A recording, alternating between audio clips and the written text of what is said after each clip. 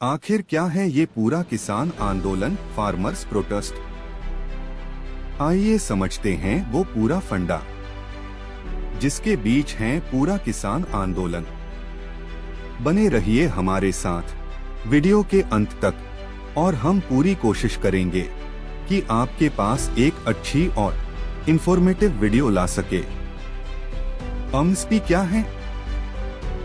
MSP का minimum support price सरकार की तरफ से किसानों की अनाज के दाम की गारंटी है।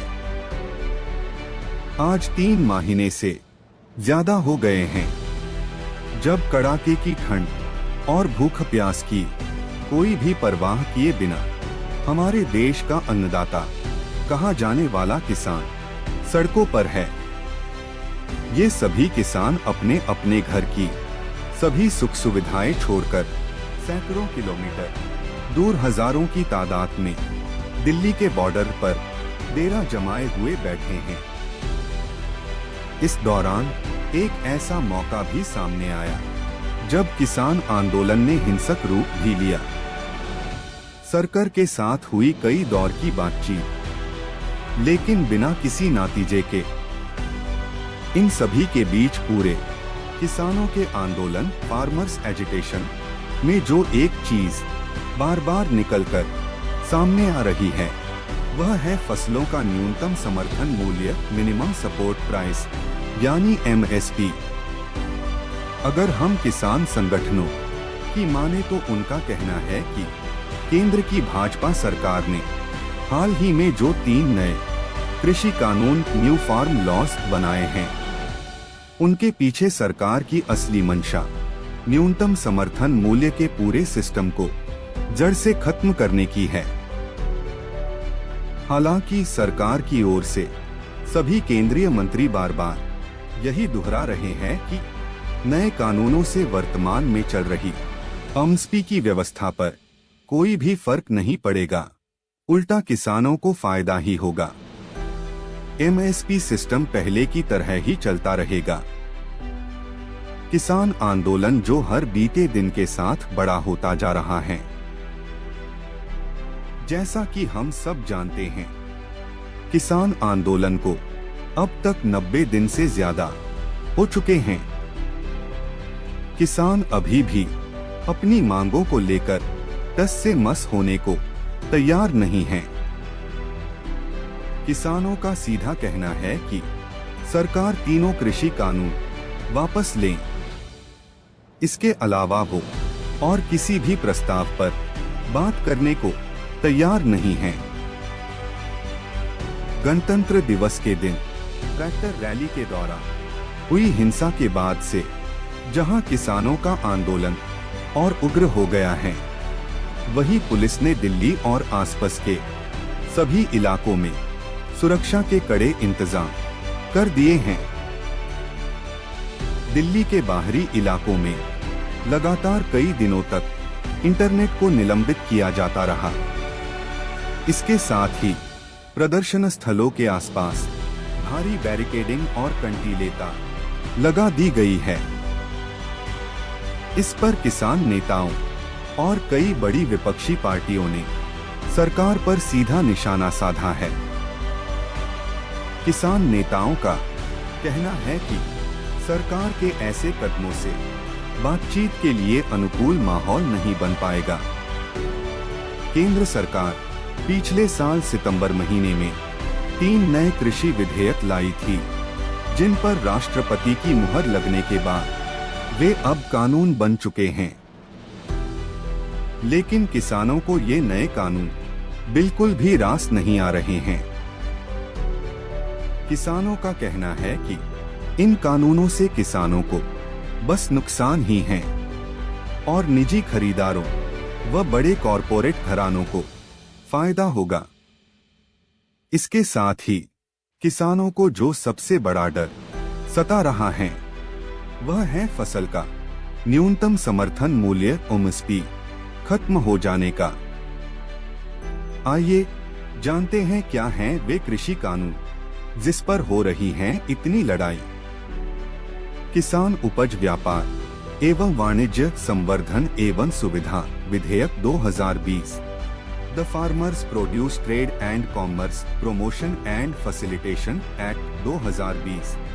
इसका मूल उद्देश्य अलग अलग राज्य विधानसभाओं द्वारा गठित कृषि उपज विपणन समितियों, agricultural products market committee (APMC) द्वारा रजिस्टर्ड मंडियों के बाहर कृषि उपज की बिक्री की अनुमति देना है। सरकार का कहना है कि किसान इस कानून का लाभ उठाकर अब APMC मंडियों के बाहर भी अपनी उपज को ऊंचे दामों पर बेच पाएंगे और निजी खरीदारों से बेहतर दाम प्राप्त कर पाएंगे। लेकिन सरकार ने इस कानून के जरिए APMC मंडियों को एक सीमा में बांध दिया है। Agricultural produce market committee (AMC) के स्वामित्व वाले अनाज बाजार मंडियों को उन बिलों में शामिल नहीं किया गया है। इसके जरिए बड़े कॉरपोरेट खरीदारों को खुली छूट दी गई है। बिना किसी पंजीकरण और बिना किसी कानून के दायरे में आए हुए वे किसानों की उपज खरीद बेच सकते हैं। किसान सशक्तिकरण एवं संरक्षण मूल्य आश्वासन अनुबंध एवं कृषि सेवाएं विधेयक, farmers empowerment and protection agreement on price assurance and farm services act 2020। इस कानून का मूल उद्देश्य अनुबंध खेती यानी कॉन्ट्रैक्ट फार्मिंग की इजाजत देना है। अब किसानों की जमीन को एक निश्चित राशि पर कोई भी पूंजीपति या ठेकेदार किराए पर ले सकता है और अपने हिसाब से फसल का उत्पादन कर बाजार में बेचेगा। किसान इस कानून का पुरजोर विरोध कर रहे हैं। उनका कहना है कि फसल की कीमत तय करने व विवाद की स्थिति का बड़ी कंपनियां लाभ उठाने का प्रयास करेंगी और छोटे किसानों के साथ समझौता नहीं करेंगी। आवश्यक वस्तु संशोधन विधेयक एसेंशियल कमोडिटीज अमेंडमेंट एक्ट 2020। यह कानून अनाज, दालों, आलू, प्याज और खाद्य तिलहन जैसे खाद्य पदार्थों के उत्पादन, आपूर्ति, वितरण को विनियमित करता है। यानी इस तरह के खाद्य पदार्थ आवश्यक वस्तु की सूची से बाहर करने का प्रावधान है। इसके बाद युद्ध व प्राकृतिक आपदा जैसी आपात स्थितियों को छोड़कर भंडारण की कोई सीमा नहीं रह जाएगी। किसानों का कहना है कि यह न सिर्फ उनके लिए बल्कि आम जन के लिए भी खतरनाक है।